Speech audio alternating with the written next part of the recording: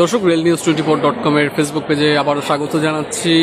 এই মুহূর্তে আপনাদের দেখানোর চেষ্টা করছি কমলাপুর রেল স্টেশনের সার্বিক চিত্র এবং পাশাপাশি দেখানোর চেষ্টা করব যে এই কমলাপুর রেল স্টেশন থেকে বিভিন্ন গন্তব্যের ট্রেন ছেড়ে যাওয়ার সময়সূচি থেকে শুরু করে বিস্তারিত সকল তথ্য দেওয়ার চেষ্টা করব, অর্থাৎ রাতের যে আপডেট রয়েছে সেই সকল তথ্য আপনাদের দেওয়ার চেষ্টা করব। দর্শক যেমনটি দেখছেন যে এখানে এলইডি স্ক্রিন রয়েছে, যেখানে রেল ভিত্তিক সকল যে যাত্রীদের জন্য কখন তাদের কাঙ্ক্ষিত ট্রেনটি ছেড়ে যাবে, কোন স্টেশন থেকে কোন প্ল্যাটফর্ম থেকে, সেই সকল তথ্য এখানে দেওয়া রয়েছে। সেই পরিপ্রেক্ষিতে আপনাদের যদি দেখাই 11 সিন্দুর গোধূলি, যেটি 8 নম্বর প্ল্যাটফর্ম থেকে কিশোরগঞ্জের উদ্দেশ্যে 6টা 45 মিনিটে ছেড়ে যাওয়ার কথা রয়েছে।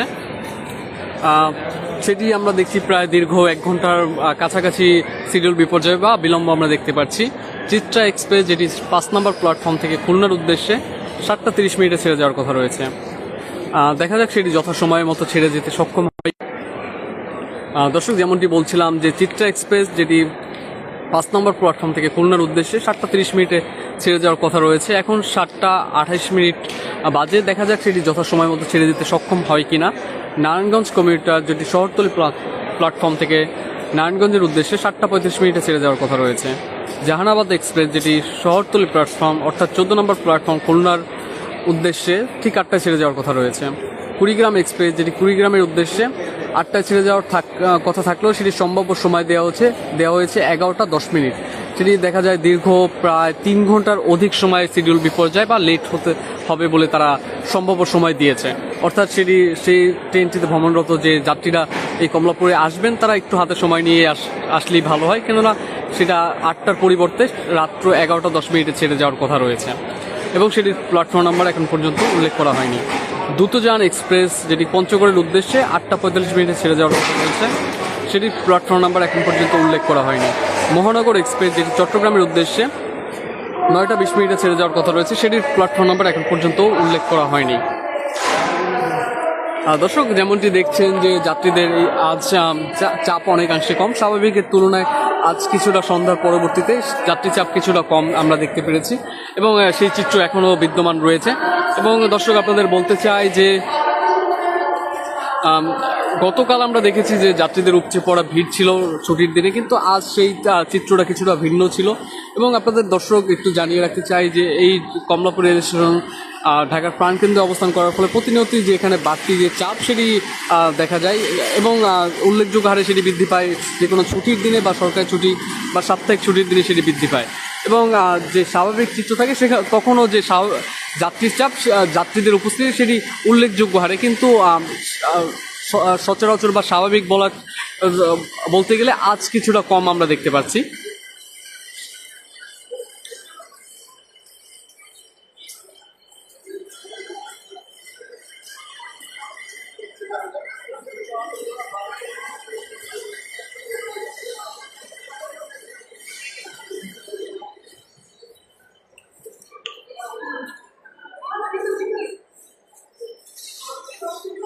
দর্শক যাত্রীদের সুবিধার্থে এখানে কয়েকটি বুথ স্থাপন করা হয়েছে, lost and found centre, police help desk এবং পাশাপাশি বাংলাদেশ রেলওয়ে তথ্য সেবা কেন্দ্র এবং পাশেই রয়েছে RNB সহায়তা কেন্দ্র এবং মুঠোফোনের মাধ্যমে আপনাদের রেলভিত্তিক কাঙ্ক্ষিত সেক্ষেত্রে আপনারা ফোন দিতে পারবেন on নাম্বারে। এবং আপনাদের একটু দেখাতে চাই যে কিছুদিন পূর্বেই এই বুক কর্নার এটি স্থাপন করা হয় যাত্রীদের, যাতে অবসর সময়ে ট্রেনটির অপেক্ষা করতে করতে যাতে যাত্রীরা তাদের বিনোদনের জন্য বা যে কোনো শিক্ষামূলক কাজের জন্য বই পড়তে পারেন, সেক্ষেত্রে এই বাংলাদেশ রেলওয়ে কর্তৃপক্ষ এই বুক কর্নারটি স্থাপন করা হয়েছে। এবং পাশাপাশি যাত্রীদের সুবিধার্থে তথ্য কেন্দ্র করা হয়েছে এবং এলইডি স্ক্রিন বেশ কয়েকটি করা হয়েছে রেল স্টেশনের বাইরে থেকে শুরু করে প্ল্যাটফর্মের প্রায় বেশ কয়েকটি জায়গায় এই এলইডি স্ক্রিন দেওয়া হয়েছে, যাতে যাত্রীরা তাদের কাঙ্ক্ষিত ট্রেনটির সময়সূচি থেকে শুরু করে কোন প্ল্যাটফর্ম এবং সকল বিস্তারিত তথ্য যাতে এই এলইডি স্ক্রিনে পেয়ে থাকেন।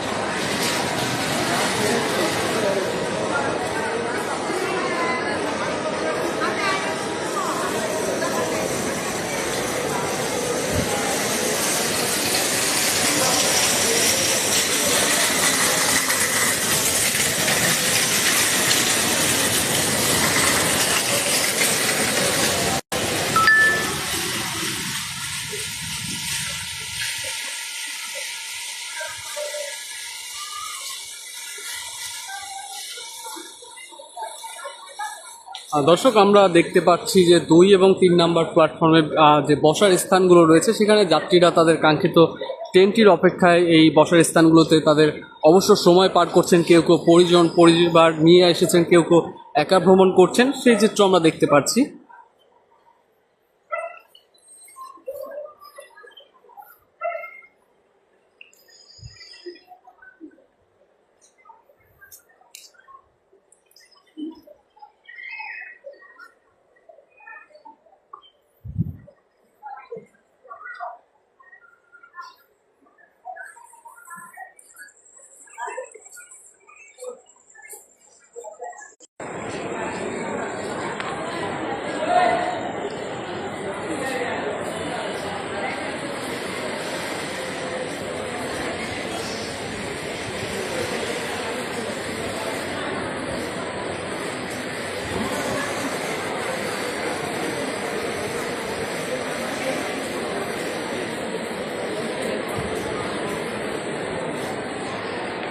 দর্শক, আপনাদের বলে রাখতে চাই যে যাত্রীদের সুবিধার্থে, যাত্রীদের যাতে সহজতর জার্নি এবং যাত্রা করা যায় সেক্ষেত্রে সকল ধরনের ব্যবস্থাই বাংলাদেশ রেলওয়ে কর্তৃপক্ষ এবং কমলাপুর যে কর্তৃপক্ষ রয়েছে তারা সকল ধরনের ব্যবস্থা নিয়ে রেখেছে। এই মূলত এই রেলভিত্তিক যে কমলাপুরের উপরে সবথেকে বেশি চাপ হয়, যার কারণে সবার আকর্ষণ থাকে যে কমলাপুর রেল স্টেশন কীভাবে যাত্রী সেবার মান উন্নত করা যায়, সেক্ষেত্রে সকল ব্যবস্থা নেওয়া হয়েছে।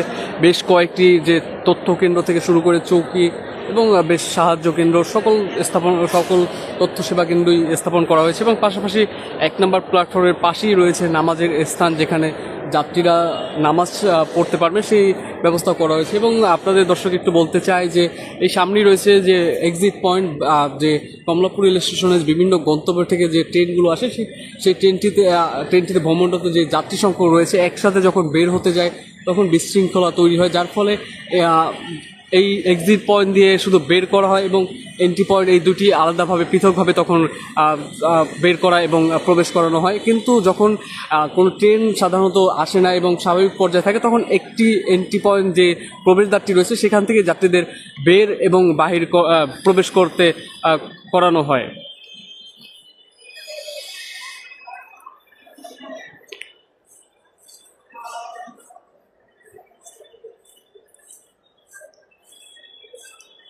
দর্শক, যেমনটি দেখাচ্ছিলাম এই সন্ধ্যার পরবর্তী সময়ে রাতে যে কমলাপুর রেল স্টেশনের যে সার্বিক চিত্র রয়েছে এবং পাশাপাশি এই কমলাপুর রেল স্টেশন থেকে বিভিন্ন গন্তব্যে ট্রেন ছেড়ে যাওয়ার সময়সূচি সকল তথ্যই আপনাদের দেওয়ার চেষ্টা করেছিলাম রেল নিউজের মাধ্যমে। রেল নিউজের সাথে যুক্ত থাকার জন্য ধন্যবাদ।